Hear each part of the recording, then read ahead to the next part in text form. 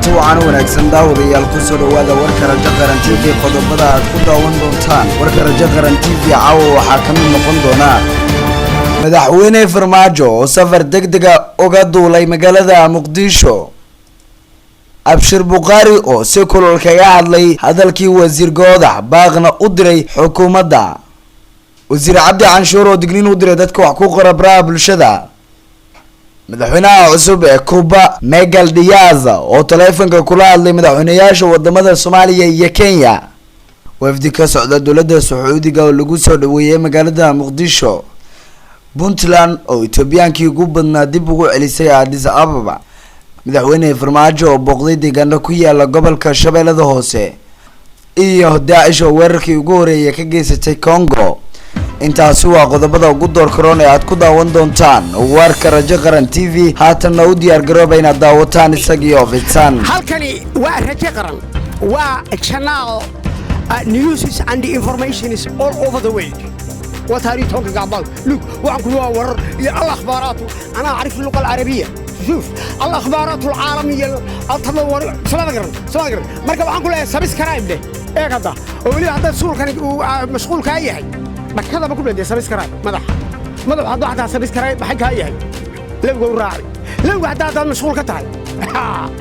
سبحان الله مركب سبسكرايب ليه سبحان الله ورجع قرن بالله أنا أريد كل شيء إني كوينه هذا أقول الله هذيك لا سبحان الله سادين سكوكنا رجع قرن كل حد نو سأقولها شو every word about every current news all over the world taariikhdu waxay abaaraysaa 19 bisha Afraad sanada 2019 aynu ku bilawnay qiyaaray madaxweynaha dowladda Soomaaliya iyo wafdi hogaaminaya ayaa ka duulay garoonka diyaaradaha ee magaalada Muqdisho isagoo ku sii jeeda magaalada Riyadh ee dalka Sacuudi Carabiya safarka madaxweynaha waxaa qayb ka ah wasiiro ka tirsan xukuumadda Soomaaliya waxaana safarkan uu yahay mid degdeg ah madaxweynaha uu kaga baxay dalka madaxweyne Farmaajo ayaa safaro ku tagay dalka Sacuudiga waxaana uu kulamo kala duwan la qaatay madaxda boqortooyada isagoo ballanqaadyo badan ka helay safarka maanta uu madaxweynaha ugu ambabaxay Sacuudiga ayaana horey loo shaacin waxaana la sheegay inuu ka dambeeyay kadib markii uu casuumaad degdeg ah ka helay boqortooyada Sacuudiga dowladda uu hogaamiyo madaxweyne Farmaajo ayaa culeysyo badan oo dhaqaale iyo mid bulsho dareentay bilihii ugu dambeeyay waxaana culeyska ugu badan uu kala kulmaya xubnaha mucaaradka dowladda Sacuudiga ayaa taageero badan u fidisay dowladda Soomaaliya balse xiriirkooda ayaa muddooyinkii ugu dambeeyay xumaaday kadib markii uu khilaaf soo kala dhexgalay madaxda Carabta dhinaca kalena gudoomiye ku-xigeenka koobaad ee golaha aqalka sare ee Soomaaliya mudane senator Abshir Buqaari ayaa su'aal kulul ka keenay hadalkii wasiirka wasaaradda waxbarashada Soomaaliya Cabdullaahi Goodax Bare ee ku saabsanaa in Puntland ay diiday ka qaybgalka imtixaanka ay qaado dowladda senator Abshir Buqaari ayaa sheegay in Puntland ay xaq u leedahay in si madax bannaan u maamulato nidaamkeeda waxbarasho isla markaana dastuurka dalka uu dhigayo aniga oo tixraacaya waajibka dastuurka ee aqalka sare sida ku cad qodobka 11 ee dastuurka federaalka iyo waajibka gudasho sida waafaqsan qodobka 61 farqadiisa koobaad iyo 3 waxaan cadeynayaa in fariintana halkan ku lifaaqan ee wasiir Cabdullaahi Goodax ay ka soo horjeedo dastuurkeena qodobka 54 ayuu yiri senator Abshir Buqaari sidoo kale waxa uu sheegay in arrimaha waxbarashada dalka ay qayb ka tahay arrimaha ay si gaar ah u maareysan karaan dowlad goboleedyada isla markaana wasiirka waxbarashadu go'aan ku lahayn maareynta waxbarashada Puntland gabagabadii ayaa waxa ugu baaqay ra'iisul wasaaraha xukuumadda Soomaaliya inuu ilaaliyo heshiiska federaalka ay wada gaareen xukuumadda dhexe iyo kuwa dowlad goboleedyada isla markaana ay ka fogaato adeegsashada siyaasad aan lahayn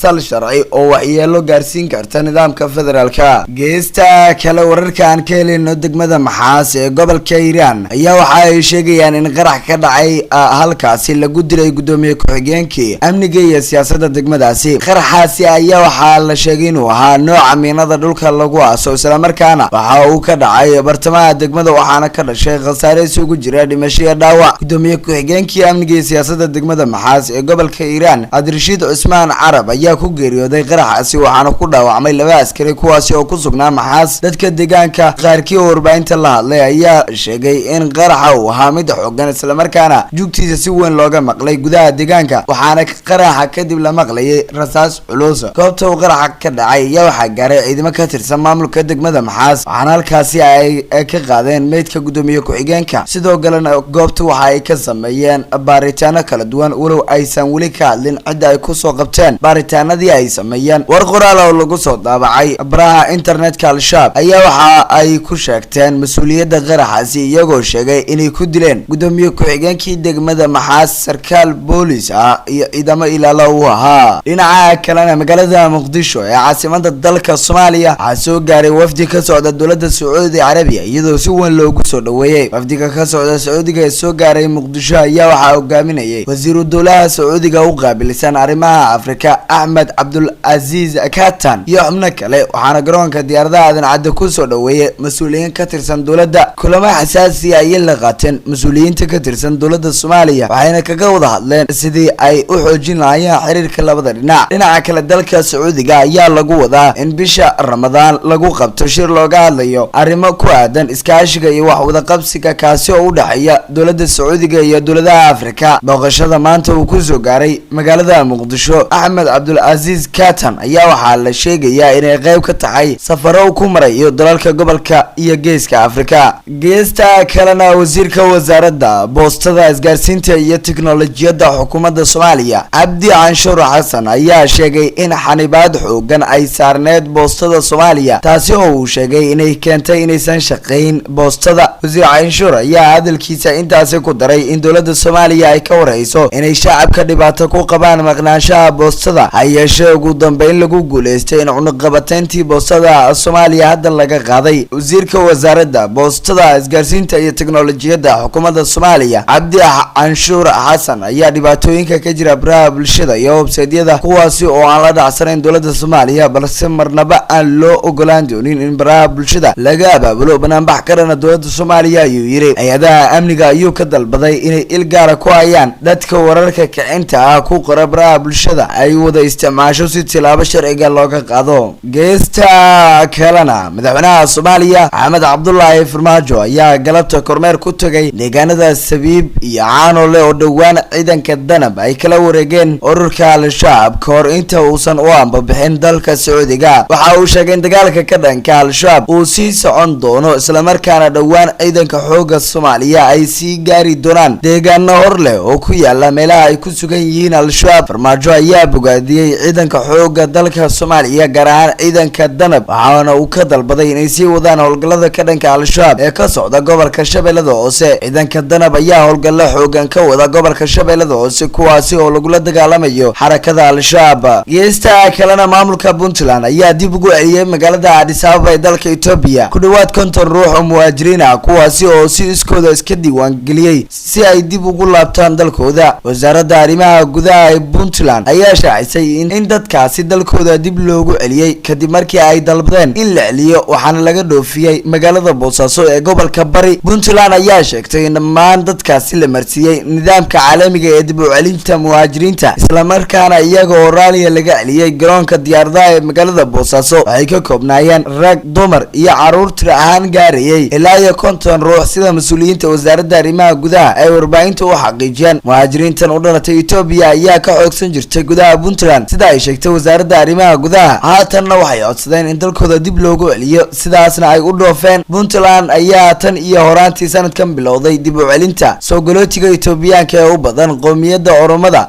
balse dhinaca kale muhaajiriinta Oromada ayaa weli ku soo qulqulaya gudaha Puntland geesta kalena madaxweynaha cusub ee Cuba Miguel Diaz-Canel ayaa teleefanka kula hadlay madaxweynayaasha wadamada Soomaaliya iyo Kenya Uhuru Kenyatta iyo Maxamed Cabdullaahi Farmaajo waxayna ka wada hadleen sidii loo sii deyn lahaa dhaqaatiir Cuba u dhashay oo Kenya laga soo afduubtay Miguel Diaz-Canel ayaa Twitterkiisa ku sheegay inuu madaxda Soomaaliya iyo Kenya kala hadlay sidii loo kordhin lahaa dadaalada lagu soo badbaadinayo dhaqaatiirta afduubka loo haysto madaxda Cuba Kenya iyo Soomaaliya ayaa isla gartay in iska kaashadaan sidii dhaqaatiirtaasi xorriyadooda dib loogu soo celin lahaa jimciye la soo dhaafay ayaa rag hubeysan oo la aaminsan yahay inay al-Shabaab ka tirsan yihiin waxay weerareen laba dhakhtar oo kala ah Azal Herrera iyo Landy Rodriguez xilli ay ku sugnaayeen Mandera si ay daryeel caafimaad ugu fidiyaan dadka degan Mandera iyo deegaanada u dhow weerarka dhaqaatiirta lagu afduubtay ayaa waxaa lagu dilay askarigii ilaalinayay dhaqaatiirtuna waxay ka mid ahaayeen 100 dhakhtar oo dowladda Kenya ay ka keentay Cuba si ay gobolada dalka adeeg caafimaad ugu fidiyaan. Inkastoo al-shabaab ay sheegeen mas'uuliyadda afduubka, haddana waxaa loogu maleeyay inay mas'uul ka yihiin maadaama Mandera iyo gobolka Waqooyi Bari ay ku badan yihiin weerarada al-shabaab. halkaad warkaasi ka daawanaysaan waa Rajo Qaran TV. ururka isku magacaabay khilaafada islaamka ayaa sheegtay weerar u muuqdo inuu yahay midkii ugu horeeyay ee ay ka geystaan gudaha dalka Jamhuuriyadda Dimuqraadiga ee Kongo. warbaahinta taabacsan IS ayaa tabisay in maleeshiyaadkooda ay weerar ku qaadeen saldhigga ciidamada Jamhuuriyadda Dimuqraadiga Kongo ay ku leeyihiin deegaanka Kamango oo u dhow xadka dalkaasi ula wadaaga Uganda, isla markaana ay ku dileen kuna dhaawaceen ciidamada dalkaasi. mas'uuliyiinta dalka Uganda ayaa horaan sheegay inay hayaan cadeymo muujinaya in maleeshiyaadka ADF ee fadhigoodu yahay Uganda ay ku bireen ururka IS. dhanka kale madaxweynaha Jamhuuriyadda Dimuqraadiga ee Kongo Felix ayaa waxa uu sheegay in maleeshiyaad reer Uganda ay ku bireen kooxda isku magacaawday khilaafada islaamka. gudaana qiyaaray warkii aad ka daawanaysaan Rajo Qaran TV waana gainta. si aad u heshaad buuxi warar ku soo kordhagayga Soomaalida iyo daafaha caalamka, subscribe saaro Rajo Qaran TV.